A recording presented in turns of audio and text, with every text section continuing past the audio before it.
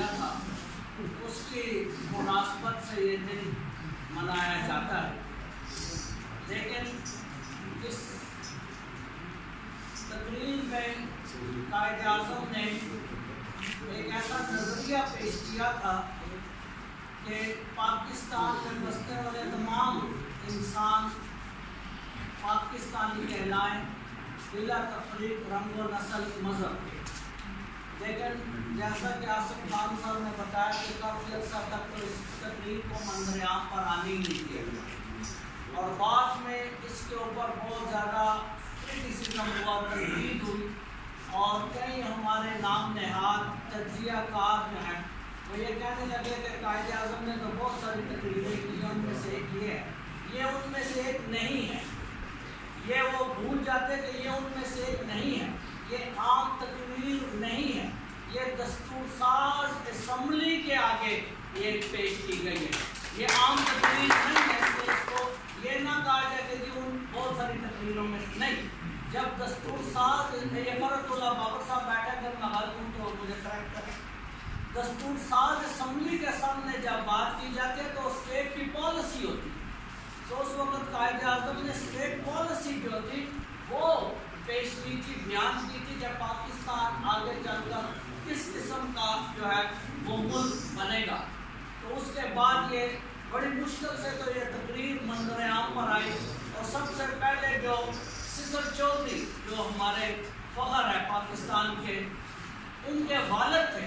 وہ Dawn news paper میں کام کرتے تھے، یہ انہوں نے پھر تلاش کیا آرکائیو سے نکال کر، تو پہلی بار ڈان نیوز پیپر جو آتا ہے انگلش کا، اس میں یہ تقریر جو ہے وہ شائع کی گئی، اور اس وقت لوگوں کو پتہ چلا کہ دستور ساز اسمبلی کے سامنے قائد اعظم نے کیا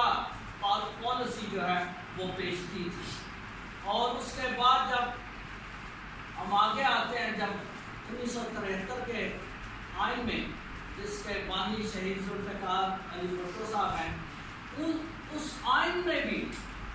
بہت سارے متعدد ایسی شکیں موجود ہیں جہاں پر جو ہے آزادی رائے، آزادی مذہب کی جو ہے وہ خاص طور پر اس کو ملحوظ خاطر رکھا گیا۔ مثلا اسی آرٹیکل کے، اسی کانسٹیٹیوشن کے آرٹیکل 20 میں بتایا گیا کہ freedom of profession, religion and manage their own religious institution. اسی کانسٹیٹیوشن کے آرٹیکل 25 کہتا ہے کہ ایکوالٹی آف آل سٹیزنز، اور اسی کانسٹیٹیوشن کا آرٹیکل 36 کہتا ہے کہ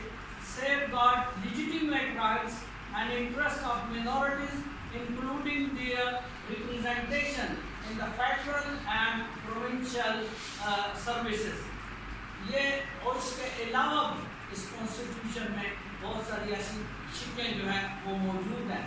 المیہ کیا ہوا؟ المیہ یہ ہوا بعد میں کہ نہ تو قائد اعظم کے اس دستور ساز تقریر کے اوپر غور کیا گیا، اور نہ ہی کانسٹیٹیوشن کے ان جو شکیں میں نے آپ کے سامنے چند پیش کیا ان پر کوئی عمل درآمد ہوا، بلکہ ہوا کیا کہ اس کے الٹ ہوا، اس کے برعکس ہو گیا۔ یہ جو article 36 safeguard of legitimate rights دیتا ہے ہمیں ایک طرف، دوسری طرف جب 2021 میں جو پروویژن آف فورس کنورژن کا بل تھا، ایک طرف آرٹیکل یہ کہ کانسٹیٹیوشن یہ کہہ رہا ہے، دوسری طرف 2021 میں ایک جو پروویژن آف فورس کنورژن کا بل تھا وہ پیش کیا گیا کہ ان کو منورٹیز کو، میں تو یہ لفظ بھی استعمال نہیں کرنا چاہتا، مجبوراً کر رہا ہوں کیونکہ سارے کرنا چاہتے ہیں، ہم منورٹی بائی دا وے ہے بھی نہیں، ہم ایکول سٹیزن ہونے کا حق رکھتے ہیں، تو وہ جب 2021 میں پیش کیا گیا تو وہ اسلامی نظریاتی کونسل کو دے دیا گیا، اور انہوں نے مشاورت کے لیے کس کو بلا لیا؟ میاں مٹھو کو، وہی تو بندہ کہ جو فورس کنورژن میں سب سے آگے، اور اسی کو یہ بل دے دیا گیا کہ آپ آٹومیٹکلی اوبیسلی وہ بل جو ہے وہ ریجیکٹ ہو گیا، اور اس طرح آرٹیکل کانسٹیٹیوشن کا آرٹیکل 36 کی وائلیشن ہو گئی۔ اور ابھی بتا رہے تھے، میرے ذہن میں آیا، آصف خان صاحب میرے، میں ان کو بزرگ تو نہیں کہوں گا، برا منا جائے کہ میرے بڑے بھائی ہیں، وہ ابھی کہہ رہے تھے کہ کرسچنوں کے ساتھ اتنی زیادتی نہیں ہوتی جتنی ہندوؤں یا دوسروں کے ساتھ ہوتی ہے، لیکن وہ تصویر کا شاید ایک رخ تھوڑا سا وہ دکھا گیا، دوسرا رخ دکھانا بھول گئے ہیں۔ پاکستان کو مارز وجود میں لانے کے لیے، پاکستان کی سلامتی، ترقی، تعلیم، صحت کے لیے جتنا کرسچنوں کی کنٹریبیوشن ہے کسی اور کی،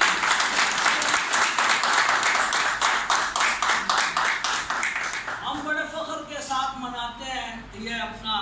یوم تسخیر 28 مئی 1998 میں جو اٹامک جو بم ہوا تھا، اس میں کبھی آپ نے کسی اخبار میں، کسی میڈیا میں، کسی بھی جگہ پر نام نہیں سنا ہوگا سیموئل مارٹن برکی کا۔ یہ سیموئل مارٹن برکی آج بھی اگر میں پوچھ لوں تو کسی کو نہیں پتا ہوگا کہ یہ کون ہے۔ یہ وہ کرسچن ہے جو کہ ایمبیسڈر تھا پاکستان کا، یہ پہلے انڈیا میں سول سروس میں تھا، انڈیا نے اس کو لیبریٹو آفر دی کہ ہمارے ادھر ہو، اس نے کہا نہیں میں پاکستان جانا چاہتا ہوں، پاکستان آیا، ایمبیسڈر بنا، اس نے سروس دی کینیڈا میں، امریکہ میں، گریٹ برٹن میں جا کر، اور یہ سفارتکار تھا، اور اس نے سب سے پہلے کینیڈا کے ساتھ معاہدہ کیا تھا اور یورینیم لے کر پاکستان آیا تھا، جہاں سے اس ایٹم بم کی یا ایٹم پلانٹ کی جو ہے وہ داغ بیل ڈالی گئی تھی۔ یہ وہ بندہ ہے جس نے کام کیا۔ اس کے علاوہ جو ہم اکثر و بیشتر جب اپنے ہیروز کو جنگ میں جو ہیروز تھے ان کو یاد کرتے ہیں تو ان میں کیپٹن سرور شہید نشان حیدر کا نام خاص طور پر لیا جاتا ہے، لیکن اس وقت بھی آصف صاحب ہم بھول جاتے ہیں کہ سرور شہید کے ساتھ لائس نائٹ یعقوب مسیح بھی تھا۔ یعقوب مسیح وہ تھا جس نے پانڈو کے پہاڑی کے اوپر سب سے پہلے پاکستان کا جھنڈا جو تھا وہ لہرایا تھا 1948 میں، اور اس نے گولیوں سے بھون کیا۔ اور اس کے علاوہ آپ نے لہتے پنجاب اور پنجاب کی بات کیا تو اس میں یہ نہ بھولیں کہ ایس پی سنگھا جو تھا،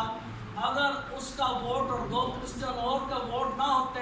تو آج پنجاب جو ہے پاکستان کا حصہ نہ ہوتا۔ اور المیہ یہ ہے کہ ان کے ووٹوں کے باوجود آج اگر آپ پورا ہیومن رائٹس کا دیکھ لیں ہسٹری تو سب سے زیادہ جو کرسچنوں کے اوپر اور دوسری مینورٹیز کے اوپر ظلم ہوا ہے وہ پنجاب کے صوبے میں ہی ہوا ہے، جس کو کرسچن ووٹ کے ذریعے حاصل کیا گیا تھا۔ تو میں سمجھتا ہوں کہ اس دن کو جب ہم مناتے ہیں، ہر سال مجھے بلا لیتے ہیں زیبس والے بھی اور دوسرے بھی، تو سال میں ایک بار جیسے جگی نے کہا کہ ہم اپنا رونا آ کر آپ کے سامنے رو لیتے ہیں، بعد میں ہوتا کچھ بھی نہیں ہے۔ آج بھی ہم آپ کے سامنے یہ رکھ رہے ہیں کہ کم از کم ہمارے ہیروز کو نصاب کا حصہ بنایا جائے،